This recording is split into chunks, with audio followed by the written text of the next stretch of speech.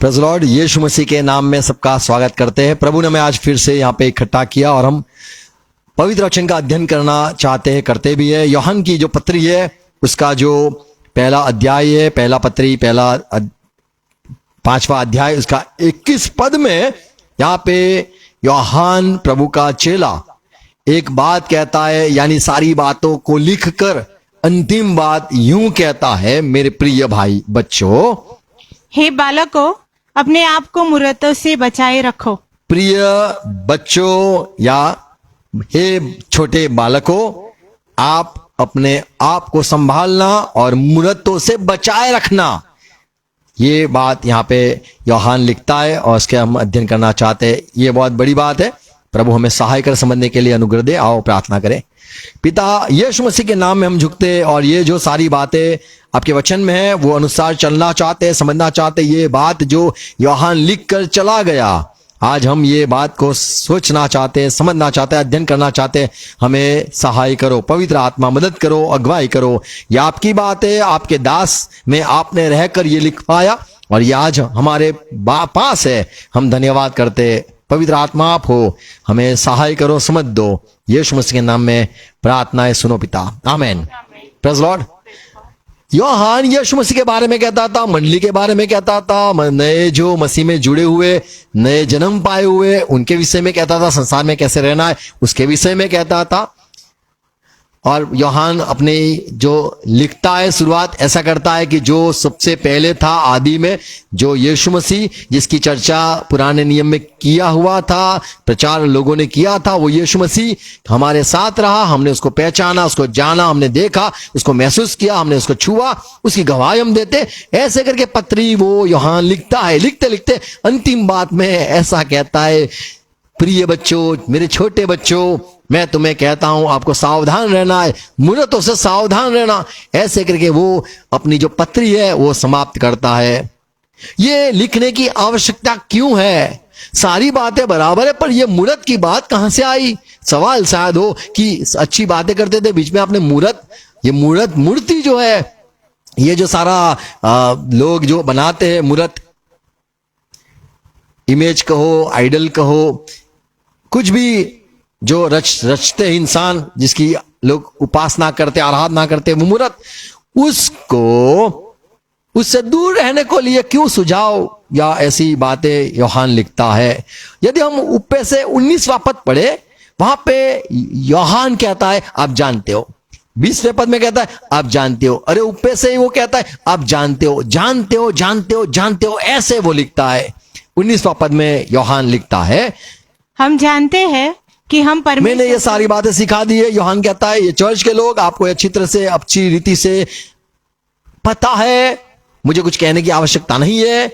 हम जानते हैं कि हम परमेश्वर के बच्चे हैं और सारा संसार उस दुष्ट के वश में पड़ा है। तो ये अच्छी तरह से तुम्हारे भेजे में उतर गया है। यूहन्ना कहता है ये अच्छी तरह से आप समझ चुके हो कि हम परमेश्वर के बच्चे हैं, लेकिन ये संसार, ये पूरा संसार, वो तो शैतान के चंगुल में है, शैतान के वश में है। शैतान ने उनको जकड़ के रखा है। हम परमेश्वर के हो गए हैं, लेकिन ये संसार शैतान का है। 20वां पद, और यह भी जानते हैं, दूसरी बात कहता है यूहन्ना, हम ये भी जानते हैं कि परमेश्वर का पुत्र आ गया है। यीशु मसीह को पिता ने भेजा, परमेश्वर का बेटे को भेजा, वो आया और उसने हमें समझ दी है कि हम उस सच्चे को पहचाने। तो यहाँ पे यूहन्ना लिखता है ये भी समझ पवित्र आत्मा से हमें मिली है। सच्चा कौन है? तो यीशु मसीह है। तो हम जानते हैं संसार किसका है, हम किसके हैं, परमेश्वर ने किसको भेजा, ये हम जानते हैं। सच्चा कौन है, झूठा कौन है, ये भी जानते हैं। और सच कौन है? तो बोले उसका पुत्र यीशु मसीह। और वही खरा है, वही सच्चा है और उसमें ही अनंत जीवन है। ये सारी बात हम जानते हैं। ऐसे करके यूहन्ना पत्री को समाप्त करता है। लेकिन अंतिम पद 21 पद में कहता है, मेरे बच्चों, आपको ये मूर्तों से दूर रहना है। ये मूर्तों से दूर रहना, ये जो मूर्ति होती है, या फिर ये जो कहते मूर्त, स्टैच्यू कहते हैं इंग्लिश में, बहुत अच्छा, हमारे से यहाँ इंग्लिश सील हो गया। तो मूर्तियों से, मूर्तों से सावधान रहना, या बच्चों आपको उससे दूर रहना है। ये क्या है? मैं थोड़ी बातें, 5 बातें कहना चाहता हूं। शायद ये सवाल हो कि क्रिश्चियन लोग, मसीही लोग क्या मूर्त को नहीं मानते हैं? यीशु मसीह ने, सुनो, यीशु मसीह ने मत्ती, मार्क, लूक, यूहन्ना, ये 4 सुसमाचार जो है उसमें मूर्तों की कभी बात नहीं करी। मत्ती, मार्क, लूक, यूहन्ना, चेलों को कभी यीशु मसीह ने मूर्ति पूजा नहीं करना है, मूर्तों को पीछे नहीं झुकना है, ऐसे कभी चर्चा नहीं करी। क्यों? क्योंकि 12 जो चेले थे वो तो बचपन से यहूदी थे, वो इज़राइल के बच्चे थे। कभी वो अन्य देवता को, अन्य देवी को कभी वो लोग आगे झुके ही नहीं, कभी मूर्तों के आगे कभी झुके नहीं है। सर को कटवा देते थे, अग्नि में चले गए, उनको मार दिया गया, फिर भी वो झुके ही नहीं। ऐसे ये थे, उनको वो बात के सिखाने की आवश्यकता नहीं थी। एक आदमी प्रभु के पास आकर कहने लगा, जवान ने कहा, प्रभु मुझे अनंत जीवन चाहिए, मैं क्या करूं? तब प्रभु ने उसे कहा, वो जवान को यूं कहा, तू बाइबल जानता है, तू व्यवस्था जानता है, मूसा की आज्ञाएं जानता है? बोले हाँ जानता हूं। तो सारी बातें कहता है कि प्रभु की आज्ञा ये है कि परमेश्वर की को मानना है, माँ बाप का सम्मान करना है, खून नहीं करना है, व्यभिचार नहीं करना है, इत्यादि आज्ञा वो कहता है। और प्रभु कहता है, तूने ठीक कहा, वो सारा कर और तू अनंत जीवन पाएगा। तो यीशु मसीह को आवश्यकता नहीं थी, क्योंकि वो यहूदियों के पास आया था, अन्य जाति में उसको भेजा नहीं गया था। पर ये यूहन्ना अपनी कलीसिया को कहता है, जिसमें जो यहूदी लोग भी शामिल थे और अन्य जाति लोग भी शामिल थे। इसीलिए वो लिखता है कि हम जानते हैं ये कि हम पहले शैतान में थे, फिर अंधकार में से छूट के हम मसीह के पास आए और हम परमेश्वर के बच्चे हैं। हम ये जानते हैं कि परमेश्वर ने यीशु को भेजा, हम ये जानते हैं कि सच्चा कौन है, तो वो यीशु मसीह है। मत्ती 28 अध्याय 20 पद में प्रभु ये अपने चेलों को अंतिम आज्ञा कुछ देता है, और उसके जो 12 चेले थे, यूहन्ना भी था, पतरस भी था, उन्हें यह आज्ञा सुनने मिली। प्रभु ने कहा, देखो, और उन्हें सब बातें जो मैंने तुम्हें आज्ञा दी है मानना सिखाओ। तो प्रभु यीशु मसीह ने यूहन्ना को, पतरस को और जो और चेले थे उनको ये बात बताई कि आपको जिसके पास मैं भेजता हूं आप सुसमाचार दोगे, तो मैंने आज्ञा दी है वो सिखाना।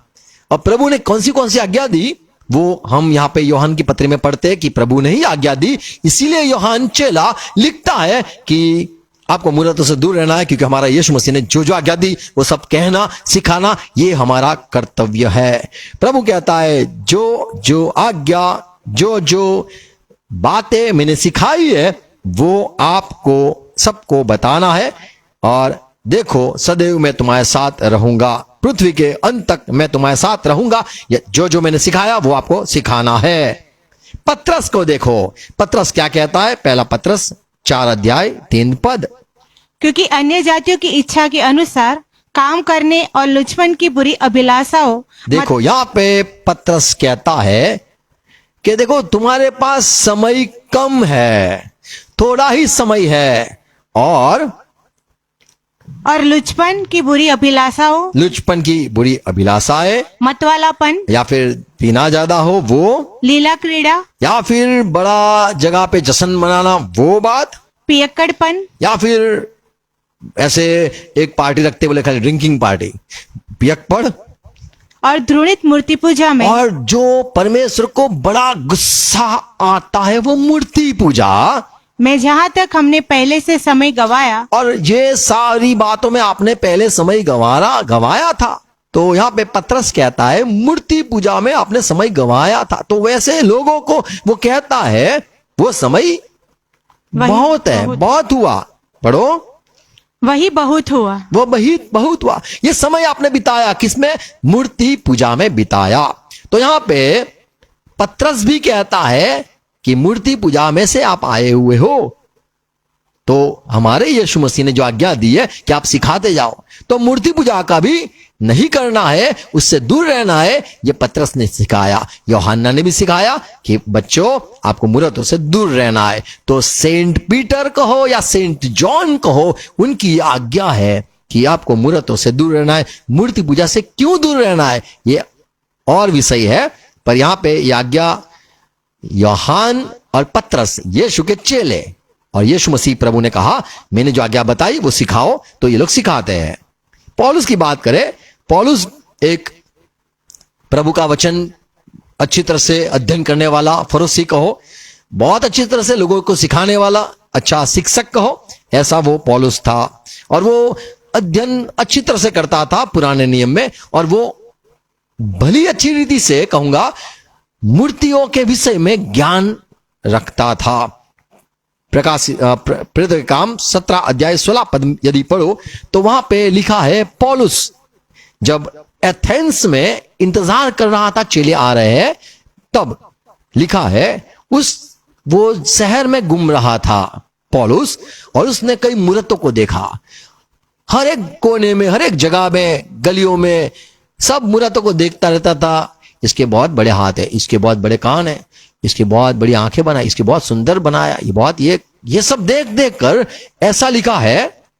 जब पौलुस एथेंस में उनकी बाट जो रहा था, तो नगरों की मूर्तों से भरा हुआ देखकर, नगरों में ठहर ठहर मूर्तों को देखकर उसका जी जल गया, इसका दिल टूट गया, जल गया। अन्य भाषा ऐसे भाषांतर भी किया है कि बड़ा उसको दिल में गुस्सा आया, बड़ा नफरत हो गई, बड़ा दुखी हो गया। तो ये पौलुस को मूर्तों को देखकर ये जलन, मूर्तों को देखकर गुस्सा, मूर्तों को देखकर दुख, मूर्तों को देखकर उसके दिल में एक तड़प हो गई। क्यों? क्योंकि ये मूर्त के आगे इंसानों को झुकते हुए देखा।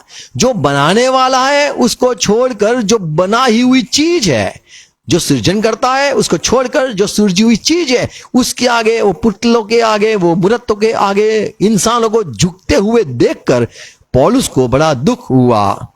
और ये समझता था पौलुस, और वो क्या लिखता है, पहला करंथी 10 अध्याय इसका 14 पद, मेरे प्रिय भाइयों, इस कारण हे मेरे प्यारो, मूर्ति पूजा से बचे रहो। आप बचे रहो। मूर्ति पूजा, आपको पता नहीं, हम बहुत ऊंचे लोग हैं, हम बड़े समझदार लोग हैं, हम तो प्रेरित लोग हैं, हमें ये बात की समझ है। आप बच्चे हो, आपको ये सारी बातें समझाना शायद हमें मुश्किल लगता है। इसीलिए यूहन्ना भी कहता है बच्चों आप मूर्त से बचे रहो। तो जब यूहन्ना या पौलुस या पतरस मूर्तों से बचने का सिखाते हैं और बच्चों कहते हैं, क्यों बच्चे कहा, इसके विषय में मैं सोच रहा था, तब समझ में आया कि इसीलिए कि ये बड़ा लंबा विषय है, उसकी चर्चा कहां पे हम करें। आप उसको आज्ञा ही समझकर चलते रहो। आपको मूर्तों से दूर रहना है, बस बात खत्म। आपको मूर्तों से दूर रहना है, क्योंकि उसकी क्या असर होती है, उससे क्या तकलीफ होती है, वो आने पर आपका जीवन कैसा नष्ट होता है, या परमेश्वर को कितना घृणित वस्तु है, परमेश्वर कितना घिन उसको आती है, कितना दुख होता है, ये आप नहीं समझोगे। इसलिए बच्चों सिर्फ इतना ही कहते, मूर्तों से दूर रहो तो अच्छा। एक समय ऐसा था, पतरस के पास सवाल आया कि लोगों जो अन्य जाति से आते उनकी क्या सुन्नत खतना करवाना है। तब पतरस ने कहा, देखो जो कलीसिया है उनको यही हम सिखाएंगे कि मूर्तों से दूर रहना, और ज्यादा कह नहीं सकते, उनको बहस हो जाएगी, समझ में नहीं आएगा। तो जो चीज नहीं समझ में आती है इसीलिए उसको कहा जाता है आज्ञा, आप मूर्तों से दूर रहो। पौलुस से कहता है मूर्तों से दूर रहो, पतरस कहता है आपने जितना समय बिताया मूर्तों के साथ, पुतलों के आगे झुककर, वो समय बहुत हुआ, ज्यादा कहना लिखना समझ आपको नहीं आएगा। तो पौलुस, पतरस या यूहन्ना हो, एक ही बात सिखाई, आपको मूर्तों से दूर रहना है। प्रेरित काम 17 अध्याय 29 पद में पौलुस कहता है, अतः परमेश्वर का वंश होकर आप तो परमेश्वर के बच्चों हो।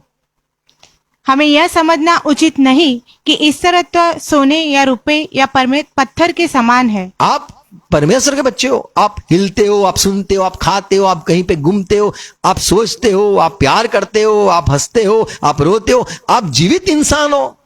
ऐसे मत समझो कि आपको पैदा करने वाला जो है वो एक जगह पे खड़ा रहेगा। आप ऐसा मत सोचो कि परमेश्वर वो सोने का होगा। आप ऐसा मत समझो कि परमेश्वर वो कोई पत्थर का होगा। आप ऐसा मत सोचो। हमारा रचने वाला जो परमेश्वर है, हम उसके बच्चे हैं। देखो, हम हिलते हैं, चलते हैं, देखते हैं, सोचते हैं, हम बोलते हैं, हम सुन सकते हैं, हम प्यार कर सकते हैं, किसी की मदद कर सकते हैं, सहायता कर सकते हैं। तो ऐसा मत समझो।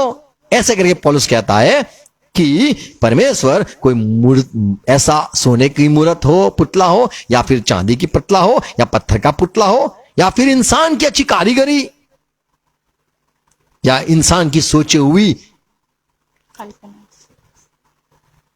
जो मनुष्य की कारीगरी और कल्पना से घड़े गए हो। ऐसे मत समझो। तो पौलुस ज्यादा कहता नहीं, बहस नहीं करता कि आपको क्या समझाऊं, पर इतना ही कहता है, हम चल फिर सकते और हम परमेश्वर के बच्चे हैं, तो हमारा परमेश्वर क्या चल फिर नहीं सकता होगा? थोड़े सोचो। ऐसे करके पौलुस समझाता है। यहां पे पहला यूहन्ना 5 अध्याय में फिर से आएंगे 21 पद, छोटे बालक, छोटे बच्चों, मैं तुम्हें सिखाता हूं, मैं आज्ञा देता हूं कि आप मूर्तों से दूर रहना। अब यहां मैं 5 बात कहना चाहता हूं। क्यों? मूर्तों के पास जाने से, मूर्तों के आगे झुकने से, या मूर्तों की सेवा करने से, या मूर्तों के आगे खड़े होकर प्रार्थना करने से, या मूर्तों, जो मूर्त हो, पुतला हो, उसके आगे रोने से क्या फायदा या क्या नुकसान? पत्र साफ कहता है, प्रेरितकाम 15 अध्याय 20 पद, जो अन्य जाति से आए हुए कलीसिया में लोग हैं, हम उनको इतना ही लिखे कि देखो, मूर्तों से आप गंदे हो सकते हो, मूर्तों से आप अशुद्ध हो सकते हो, मूर्तों से आप, परंतु उन्हें लिख भेज कि वे मूर्तों की अशुद्धता और अशुद्ध, मूर्तों से अशुद्ध ही हो सकते हो, गंदे ही हो सकते हो। तो मूर्तों से क्या होता है? इंसान गंदा हो जाता है। इतना ही लिख भेजो कि बस मूर्तों से गंदे हो जाते हो। ज्यादा चर्चा नहीं। परमेश्वर की आज्ञा है, दूसरी आज्ञा है, मेरे अलावा किसी के आगे मत झुकना, यानी मूर्त मत बनाना, न सूरज की, न चांद की, न नदियों की, न पहाड़ों की, न कुछ भी, इंसानों की या जानवरों की, न हाथी की, न बंदर की, किसी की मूर्त मत बनाना। तो यहां पे यहूदी लोगों को ये बात सिखाई गई थी कि आपको परमेश्वर के अलावा किसी के आगे नहीं झुकना है। तो कोई है कि जो इंसानों को परमेश्वर से दूर करना चाहता है, कोई ऐसी शक्ति है जो अंधेरे में लोगों को रखना चाहता है, सच्चे परमेश्वर से दूर रखना चाहते, और वो है शैतान। इसीलिए यूहन्ना कहता है, हम पहले शैतान के थे और हम तो अब परमेश्वर के हैं। पर ऐसे भी लोग हैं जो ये धरती के लोग हैं, संसार जो है पूरा वो शैतान के वश में है। तो हम ये बात सीखा, पहली बात कि मूर्तों से, पुतलों से हम अशुद्ध होते हैं। दूसरी बात, पहला यही प्रेरितकाम 15 अध्याय उसका 29 पद, कि तुम मूर्तों पर बलि किए हुए से। देखो, अब ये दूसरी बात कहता है, मूर्तों की जो आगे लोग कुछ रखते हैं, नारियल रखते हैं, अगरबत्ती रखते हैं, मोमबत्ती रखते हैं, या फिर द्राक्षारस रखते हैं, दाखरस रखते हैं, कुछ भी रखते होंगे लोग, उसके आगे ये सेवा लोग करते हैं। इससे क्या होता है? इससे क्या होता है? आप समझ नहीं आता है, आप उसकी सेवा करते हो। कोई मान लो किसी में आत्मा आ गया, दुष्ट आत्मा, और वो कहता है मुझे थोड़ा मटन दे दो, मैं निकल जाऊंगा, मुझे हरी चद्दर दे दो, सफेद चद्दर दे दो, मुझे ये कपड़ा दे दो, मैं चला जाऊंगा। तो लोग क्या करते हैं? उसकी सुनकर बोले 4 रास्ता पे रख दो, तो खा के चला जाएगा, निकल जाएगा। तो और ही आप क्या करते हो? आप उसकी इच्छा पूरी करते हो। और पौलुस यहां पे पहला करंथी 8 अध्याय 4 पद में कहता है कि हम अनजान नहीं है। ये मूर्ति क्या है, ये मूर्त क्या है, ये पुतला क्या है, उससे हम अनजान नहीं है। हम अच्छी तरीके से जानते कि ये क्या है। तो यहां पे पतरस ने, हमने पढ़ा, पतरस ने यूं कहा प्रेरितकाम 15 अध्याय 29 पद में, आप मूर्तों के आगे जो लोग बलि चढ़ाते, अर्पण रखते, पहला उसको चढ़ाते, भेंट चढ़ाते, बलि चढ़ाते, या फिर प्रसाद कहते हैं, चढ़ाते, वो किसको चढ़ाते हैं आपको पता नहीं, पर आपको खाना नहीं, बस आपको नहीं खाना है, उससे दूर रहना है। नहीं तो क्या होगा? उसकी जो सेवा हो रही है उसके आप भागीदार होते हो। उसको भी दिया, आपको भी दिया, आप उसके बच्चे हो गए। उसने भी खाया, आपको भी खिलाया, आपने वही प्रसाद, आपने वही चढ़ावा, आपने भी खा लिया, तो आप उसके ही मित्र हो, आपके बाप के ही बच्चे हो। वो बापा ने खाया, आपने भी खा लिया। देखो क्या कहता है पौलुस, पहला करंथी 8 अध्याय 4 पद। अतः मूर्तों के सामने बलि की हुई वस्तुओं के खाने के विषय में हम जानते हैं कि मूर्त जगत में कोई वस्तु नहीं, वो परमेश्वर की जगह नहीं ले सकता है। और एक को छोड़ और कोई परमेश्वर नहीं। हमें पता है परमेश्वर को छोड़कर कोई है ही नहीं। पर ये लोग जो काम कर रहे हैं या फिर ऐसा करते हैं, वो क्या है, वो किसने सिखाया, ये हमें समझ है। इसलिए यहां पे पौलुस कहता है कि आप अनजान नहीं हो। मूर्तों के आगे जो खाना रखते हैं, चढ़ावा चढ़ाते, भेंट चढ़ाते, उससे आप अनजान नहीं हो। वो क्या है, देखो आगे पढ़ेंगे। पहला करंथी 8वां अध्याय तो पढ़ा, अभी 10वां अध्याय आगे पढ़ते पढ़ते पौलुस सिखाता है 20वें पद में, नहीं वरन यह कि अन्य जाति जो बलिदान देखो करते हैं, अन्य जाति जो बलिदान चढ़ाते हैं, वे परमेश्वर के लिए नहीं, वो परमेश्वर को नहीं जाता है, परंतु दुष्ट आत्माओं के लिए बलिदान करते हैं। तो वो तो दुष्ट आत्मा की सेवा होती है। दुष्ट आत्मा जो काम करता है, खड़ा रहता है, जो इंसान उसके आगे पुतले के आगे खड़ा रहता है, उसके पीछे काम जो होता है, वो तो दुष्ट आत्मा है। तो मुझे लिखने की आवश्यकता नहीं है, ऐसे करके पौलुस कहता है। तो मूर्तों से दूर रहना, उसके चढ़ावे से दूर रहना, क्योंकि आप अशुद्ध हो सकते हो। दूसरी बात, आप उसके भागीदार होते हो या उसकी सेवा में आप शामिल होते हो, और वो जो है वो दुष्ट आत्मा की कहो कि संगति में आप आ गए, आपको पता नहीं। तो यहां पे पौलुस भी सिखाता है, मूर्तों से आप जो खड़े रहते हो या करते हो, तो आप उसकी सेवा करते हो, आप अनजाने में उसके ही संगति में चले जाते हो। तीसरी बात, ये जो मूर्त है उसके साथ, उससे दूर रहने का क्यों यूहन्ना लिखता है। प्रकाशित वाक्य 20 अध्याय 9 अध्याय इसका 20 पद। यूहन्ना यही प्रभु का चेला, जिसने अंत समय का प्रकाश उसको मिला, प्रकटीकरण मिला, वो कहता है, बाकी मनुष्य ने जो उन महामारियों में से न मरे थे, अपने हाथों के कामों से मन न फिराया। देखो, तो ऐसे लोग रह जाने वाले जिसको सिर्फ परमेश्वर ही तबाह करेगा, जिसको परमेश्वर ही श्राप देगा, परमेश्वर ही उनको दंड देगा, जिन्होंने जो मूर्त की सेवा है या फिर जो भूतों की सेवा की है और अपने काम से पश्चाताप नहीं किया है, उनको परमेश्वर ही सजा देगा, क्योंकि वे लोगों ने पश्चाताप नहीं किया, मन नहीं फिराया, पर सेवा ही करते रहे, और ये तो दुष्ट आत्मा की सेवा है, ऐसे लिखा है 9 अध्याय 20 पद। फिर से पढ़े।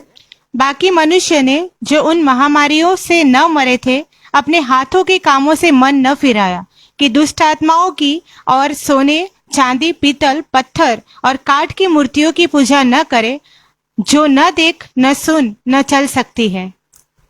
तो यहां पे दुष्ट आत्मा क्या है, कि दुष्ट आत्माओं की और सोने, दुष्ट आत्मा की सेवा करना रोका नहीं। और कौन, सोने की, चांदी की, पीतल की, पत्थर की, लकड़े की, तो इनकी सेवा करते रहे। उनको पता ही नहीं कि हम दुष्ट आत्मा की सेवा करते हैं। उनको लगा कि ये हम इंसान, ये पुतले की, ये मूर्त की करते हैं।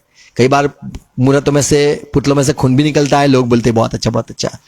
कई लोग पेट में से निकलता है, बोले बहुत अच्छा बहुत अच्छा। लोग देखने भी जाता है तमाशा। ये वो नहीं है, जीवित यीशु मसीह की बात नहीं है। पर मूर्तों में से दूर रहना ये संत यूहन्ना ने सिखाया, और यहां पे लिखा है, साफ लिखा है, वो तो दुष्ट आत्मा है। तो ये सच्चाई है कि आपको यू स्टॉप वर्शिपिंग डिमंस, आप दुष्ट आत्माओं की सेवा करना बंद करो। चौथी एक सच्चाई, ये बात हम देखते हैं, क्यों कहा आपको मूर्त से दूर रहना है।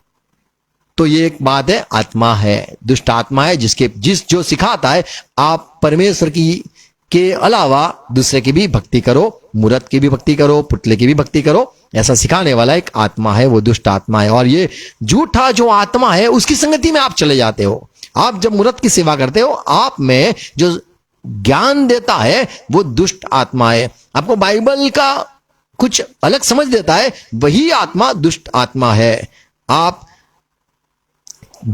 पता नहीं कि मूर्तों के आगे खड़े रहना या मूर्त की सेवा करने पर आप वो आत्मा के साथ आपका संबंध हो जाता है, संगति हो जाती है, जो आपको भटका देने वाला आत्मा है।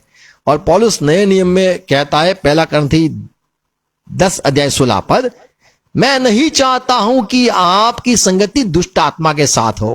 क्योंकि जब इंसान पुतलों के आगे खड़ा रहता है या पुतलों के मूर्त के आगे खड़ा रहकर कुछ बोलता है, मांगता है, देखता है, बातें करता है, तब वो उसके साथ उसकी संगति होती है, प्ले होता है, देना होता है, आशीष मांगता है, सुनाता है, वो सुनता है। ऐसे उनके साथ एक संगति होती है, उनका एक व्यवहार होता है। और पौलुस कहता है कि मैं नहीं चाहता हूं कि आपकी संगति दुष्ट आत्मा के साथ हो।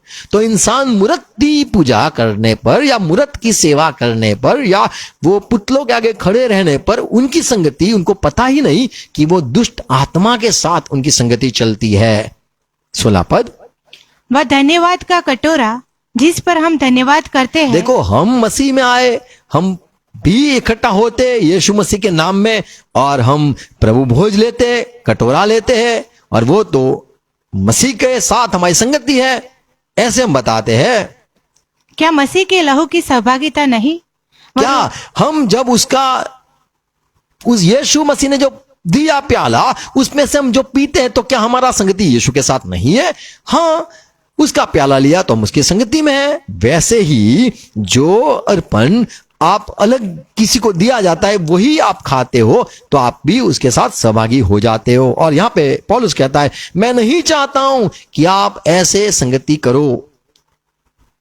और जो रोटी आप आपस में खाते हो, क्या वो मसीह की संगति नहीं? ऐसे करके पौलुस कहता है। और आगे 2 कुरिन्थी 6 अध्याय 14 पद, अविश्वासियों के साथ असमान जुए में न जुटो। तो आप रुक जाओ, आप अविश्वासी के साथ संगति मत करो। और दूसरी बात, क्योंकि धार्मिकता और अधर्म का क्या मेल जोल? तो कैसे उनका मेल हो सकता है? एक धर्मी आदमी और अन्य धर्मी या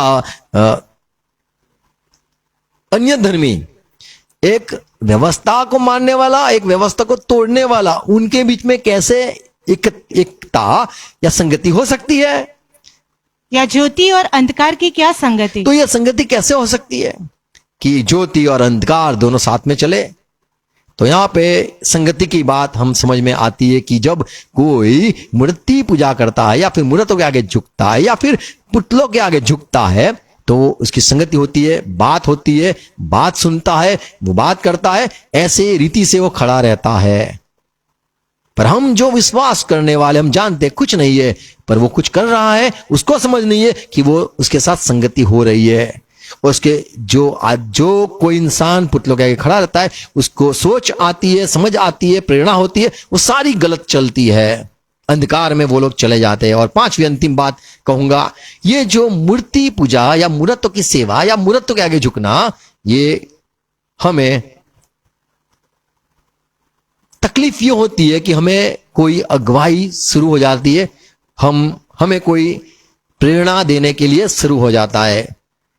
प्रकाशित वाक्य 2 अध्याय 20 पद, पर मुझे तेरे विरुद्ध यहां पे प्रभु ने कहा, हे कलीसिया के लोग, मुझे तुम्हारे विरुद्ध यही एक दिक्कत है, मुझे तुम्हें एक ही बात से कहना है, तकलीफ है कि तू उस स्त्री इजेबेल को रहने देता है। जो इजेबेल है, उसका अर्थ यह है कि जो बाल है उसको देवता मानती है। इजेबेल, बाएल, बाल को देवता मानने वाली ये जो औरत थी, पुराने नियम में इज़राइल की जो रानी थी, वो उसकी ही आत्मा वो सबको मूर्ति पूजा ही करवाती थी। और तेरे मंडली में भी, यहां पे प्रभु कहता है कि तुम्हारे बीच में यही चलता है, इससे मुझे दिक्कत है। तू अब तक वो औरत को सहता है। और जो अपने आप को भविष्यवक्तिन कहती है मुझे प्रेरणा होती है, मैं भविष्यवाणी करती हूँ और मेरे दासों को व्यभिचार करने और सिखाती हूँ। ये देखो, सिखाने वाला आत्मा है, भविष्यवाणी करने वाला आत्मा है। और मूर्तियों के आगे चढ़ाई गई वस्तुएं खाना सिखलाकर देखो, अंतिम में उसकी जो दुष्ट आत्मा है उसकी सेवा ही करना तुम्हें सिखाना चलता है। तो जब कोई मूर्त के आगे खड़ा रहता है या मूर्त के पास रहता है तो समझ लो उसको अगुवाई होती है और वो अपनी अगुवाई में ही चलता है। उसको भविष्यवाणी भी होती है, सीखती भी है, बाइबल भी पढ़ेगी, बाइबल से भी कुछ सीखेगी, अन्य ही सीखेगी। जो सीखना है वो नहीं, उसको सीखना भी चालू हो जाएगा, सिखाने वाली भी हो जाएगी, भविष्यवाणी भी चलती हो जाएगी। ये सब होगा। ये इजेबेल जो थी वो भी एक भविष्यवक्ता ही समान ही थी, रानी भी थी और लोगों को मूर्त के पीछे चलने का सिखाती भी थी। पौलुस कहता है पहला करंथी 12 अध्याय 2 पद में कि आप जो अन्य जाति से हमारे चर्च में आए हो, हम यहूदियों के संग आप जो जुड़े हुए हो, अन्य जाति के लोग, सुनो, आपको पता है आप पहले जो मूर्त की सेवा करते थे, मूर्त आपको अगुवाई करता था, ऐसे अनुसार चलते थे। 2 पद, तुम जानते हो कि जब तुम अन्य जाति थे तो गूंगी मूर्तों के पीछे जैसे चलाए जाते थे वैसे चलाए जाते थे। तो वो आत्मा है जो चलाता है। जब कोई प्रभु, इसीलिए यूहन्ना कहता है मूर्तों से दूर रहो, कि वो चलाएगा, वो सिखाएगा, भविष्यवाणी करवाएगा, वो आपको चलाता है। तो यहाँ पे पौलुस कहता है आप पहले चलते थे, कोई तुम्हें प्रेरणा देता था, आपको पता नहीं था, पर प्रेरणा देने वाला वो है दुष्ट आत्मा। आप मूंगी मूर्तों के पीछे चलते थे। पहला अध्याय 9 पद, क्योंकि वे आप ही हमारे विषय में बताते हैं कि तुम्हारे पास हमारा आना कैसा हुआ और तुम कैसे मूर्तों से परमेश्वर की ओर फिरे ताकि जीवती और सच्चे परमेश्वर की सेवा करो। तो यहाँ पे पौलुस कहता है कि आप पहले मूर्तों के पीछे चलते थे, उनकी सेवा करते थे, उनको बड़ा खुश रखते थे, उनको नहलाते थे, धुलाते थे, इनको अच्छी तरह से बिठाते थे, उनकी सेवा करते थे, उनके आगे खड़े रहते थे, उनके आगे प्रार्थना करते थे, उनके आगे दूध रखते थे, उनके चाय रखते थे। आप बड़ी सेवा उनके पीछे करते थे। पर फिर आपको समझ में आया कि मुझे क्या ये हो रहा है, मुझे कौन ये चला रहा है कि मैं उसके पीछे पागल हो गया हूं, हर शुक्रवार हर रविवार इसके पीछे चलता हूं, ये क्या हो गया है। पर धन्यवाद प्रभु का कि आपको प्रभु ने छुड़ाकर अब आपको प्रेरणा देने वाला जीवता परमेश्वर, जीवित परमेश्वर की और अब आप मुड़ गए हो।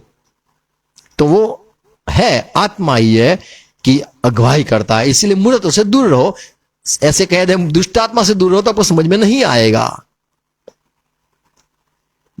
अंतिम बात करूंगा, ये जो मूर्ति पूजा कहो, मान लो सिर्फ मूर्त के आगे खड़ा रहना वही बाइबल में मूर्ति पूजा नहीं है, पर और भी कुछ है बाइबल में कि यदि आपने लालच किया है उसके भी मूर्ति पूजा कहा जाता है। एफएससी 5 अध्याय 5 पद, क्योंकि तुम यह जानते हो कि किसी व्यभिचारी या अशुद्ध जन या लोभी मनुष्य की, देखो लोभी मनुष्य जो मूर्ति पूजक के बराबर, लोभी यानी मूर्ति पूजक। कोलोसी 3:5, इसलिए अपने उन अंगों को मार डालो जो पृथ्वी पर है, अर्थात व्यभिचार, अशुद्धता, दुष्ट कामना, बुरी लालसा और लोभ को, जो मूर्ति पूजा फिर से लिखा है लोभ यानी मूर्ति पूजा।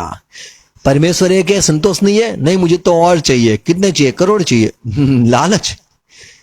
लालच, लोभ वो मूर्ति पूजा है।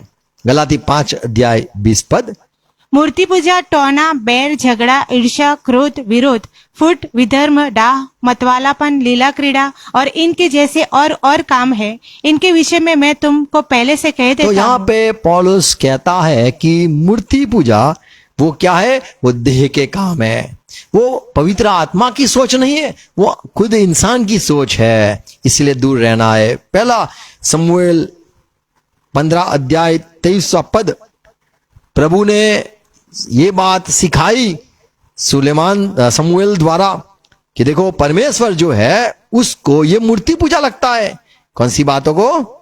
देख, बलवा करना और भावी कहने वालों से पूछना एक ही समान पाप है, और हट करना मूर्तों और गृह देवताओं मुझे तो नहीं सुनना है, इसे भी मूर्ति पूजा कहते हैं। मुझे हट, मुझे तो यही करना है, ये भी मूर्ति पूजा ही समान गिना गया है। तो जैसे यूहन्ना ने कहा मूर्तों से दूर रहना, बच्चों इतना ही कहता हूं। क्यों? क्योंकि आपको पता नहीं कि संगति हो जाएगी, आपको पता नहीं कि वो दुष्ट आत्मा अगुवाई करने लगेगा, भविष्यवाणी करवाएगा, बाइबल भी आपको अलग अलग रीति से सिखाएगा और आपको सोच पूरी अलग हो जाएगी और जीवते परमेश्वर पर आपकी नजर ना रहेगी, पर दृश्यमान जो कुछ दिखता है उस पर, उससे आप चलने लग जाओगे। इसीलिए यूहन्ना ने ज्यादा कुछ नहीं लिखा, अंतिम इतना ही कहा, लिखा, अंतिम बंदी ऐसे किया कि बच्चों आप मूर्त से दूर रहना। तो मैं कहूंगा हाथ जोड़ के कहा, मूर्त से बच्चों दूर रहना। आमीन।